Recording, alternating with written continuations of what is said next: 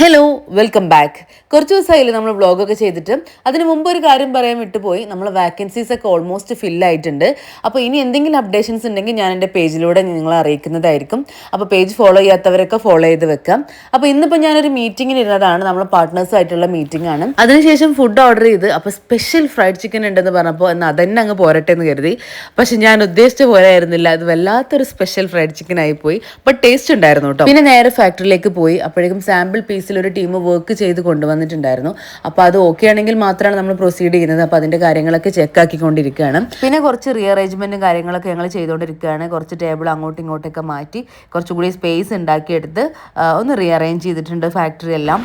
Recently മെസ്ലിൻ്റെ ഒരുപാട് designs നമ്മൾ ചെയ്തിട്ടുണ്ട്.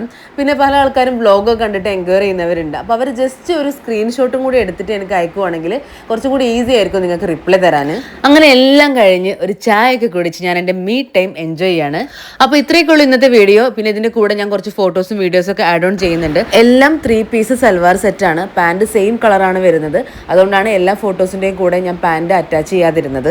അപ്പോൾ ഹോൾസെയിലായിട്ട് ഓർഡർ വേണ്ടവർ താഴെ ഓർഡർ എന്ന് കമൻറ്റ് ചെയ്യാം. അപ്പോൾ അടുത്തൊരു വീഡിയോ ആയിട്ട് വീണ്ടും കാണാം. ബൈ.